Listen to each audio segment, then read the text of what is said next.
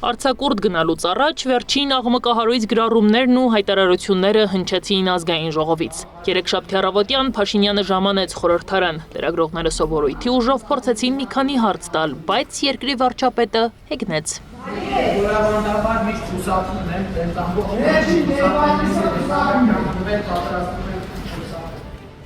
Բարձր տրամադրությամբ էր ժամանել Փաշինյանը ժպիտը դեմքին, օրենսդիրի սրճարանում թիմակիցների հետ ինչ-որ բան էր քննարկում։ Մասնավորապես երևում է, որ սեղանի շուրջ նստած են ազգային ժողովի նախագահ Ալեն Սիմոնյանը, պատգամավոր Մարիա Կարապետյանը եւ եւս մեկ կին խորհրդական, որի դեմքը տեսախցիկն այդպես էլ չֆիքսեց։ Հետո արդեն նիստերի դահլիճում Փաշինյանն ու փոխվարչապետներն ակտիվ քննարկում էին ծավալում կենտրոնական բանկի նախագահի հետ։ Լրագրողներն այդ կադրը ֆիքսել են իրենց հատկացված օթյակից, բովանդակության մասին միայն պաշտոնյաները գիտեն։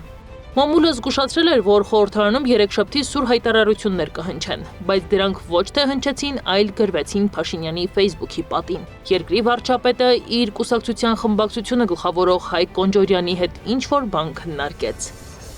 Հրահանգեց, սպասեց, որ Կոնջորյանը հեռանա, նստեց, մտքերն իմի բերեց ու գրեց. Պոռնկաբարո հոգևորականներն ու նրանց պոռնկաբարո բարեգործներն ինչու են ակտիվացել, ոչինչ, նորից կպասիվացնենք, ընդ որում ընդմիշտ։ Րոպեներ անց երկրորդ գրառումը կատարեց օրեր տևած լռությունից հետո։ Կտրիչ Ներսիսյան, այն պոռնկաբարո Արշակ Սրբազանիդ ասա վերընկնի տեղը, բառից բուն իմաստով վերընկնի տեղը եւ բառից բուն իմաստով պոռնկաբարո։ Կրկին րոպեներ տևած դադարից հետո երրորդ գրառումը եղավ մեկ օրվա ընթացքում նույն թեմայի վերաբերյալ։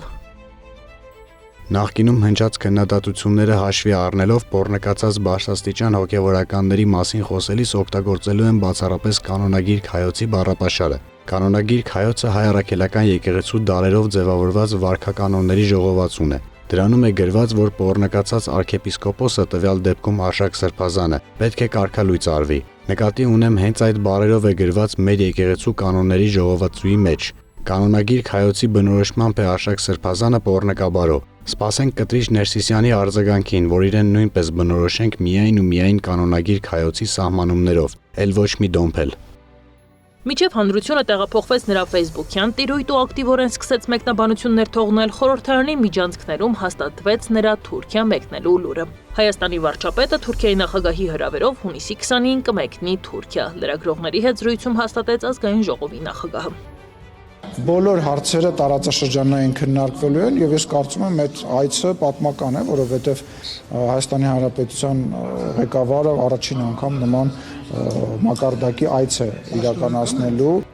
Այցի մասին տեղեկությունը հաստատեցին, օրակարգը ոչ, մամուլը փոխարենը բացառիկ տեղեկություններ հրապարակեց։ 24 News-ը մասնավորապես նշեց, որ Նիկոլ Փաշինյանը Էրդողանի հետ քննարկելու է Ադրբեջանի հետ խաղաղության պայմանագրի կամ նմանատիպ մեկ այլ փաստաթղթի ստորագրման հարցը, որի համար այս պահին երկու տեղ է բանակցվում։ Առաջին հնարավոր վայրը Վաշինգտոնում է այս տարվա սեպտեմբերին, երկրորդ վայրը Արաբական Միացյալ Էմիրությունները, որը հնարավոր է այս տարվա դեկտեմբերին։ Ընդ որում Փաշինյանին հաջողվել է սահմանադրության փոփոխման նախապայմանը հանել բանակցություններից։ Ադրբեջանցիներին ասելով, որ ոչ մի սոցհարցումով դրան հասնել ուղղակի հնարավոր չէ, եւ նմանատիպ զարգացումները վտանգավոր են իր իշխանության համար։ Դրա փոխարեն նա հանձն է առել հարվածել հայ առաքելական եկեղեցուն, ինչի դրսևորումները տեսանելի են վերջին 20 օրվա ընթացքում։ Կա նաև երկրորդ նախապայման՝ հեռացնել ռուսական ռազմաբազան պայմանագրի ստորագրումից հետո։ Վերադառնալով հոգևորականների խնդրին։ Տաշիր ընկերությունների խմբի սեփականատեր Սամվել Կարապետյանը խոսել է ամենայն հայոց կաթողիկոսի դեմ Հայաստանի իշխանությունների ձեռնարկած քայլերի մասին, մասնավորապես ասելով. Ինչ կարծիք ես պետք է ունենամ, եթե մի փոքրիկ խմբակ մոռանալով հայոց պատմությունը, հայ եկեղեցու հազարավոր տարիների պատմությունը հարձակվել է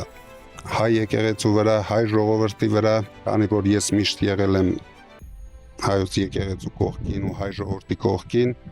ունենալու եմ անմիջական մասնակցություն, եթե չհաջողվի քաղաքական գործիչներին, ուրեմն մենք էլ մեր ձևով ենք մասնակցելու այդ ամեն ինչին։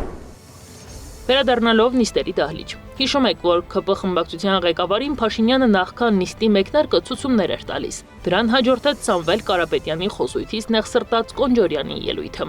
Այդ ձեր ձևերը ո՞րն է։ Լույսերն եք անջատելու։ Լույսերը հենա անջատում եք։ Իսկ չեք կարող մի հատ ձեր Գործը անեք։ Իսկ իմ հետ թեժ գից չեք կարում դուք կարգավորեք, ինչի մասին եք եկել խոսել։ Ես ուզում եմ ձեզ հիշեցնել, որ ընդամենը մի քանի ամիս առաջ, երբ որ քաղաքացիական պայմանագիր խմբակցությունը հեծի թեմայով ծավալուն քննարկում կազմակերպեց եւ շատ կոնկրետ հարցադրումներ արեց, որին հետևեց նաեւ կառավարությունում վարչապետի կողմից շատ կոնկրետ հարցադրումները եւ հանձնարարականները, ահա մենք այսօր տեսնում ենք արդեն այս մարդկանց հոգեվոր բանով հանդես գալու մարտակոչերի շրջանակներում, բայց իրականում սեփական ունեցվածքը պահելու մարմաճը։ Ըստ այդմ հայտարարեց, հեծը պետք է փոխհատուցի տասնյակ հազարավոր քաղաքացիների ֆինանսական վնասները, կոպեկ առ կոպեկ։ Լրագրողներն ազգային ժողովի նախագահ Ալեն Սիմոնյանին խնդրեցին մեկնաբանել Սամվել Կարապետյանի հայտարարությունը, սակայն խորհրդարանի ղեկավարը փաստորեն չէր ճանաչում Կարապետյանին։ Ով է Սամվել Կարապետյանը։ Գործարարը։ Կարամ տեսնեմ դեմքը։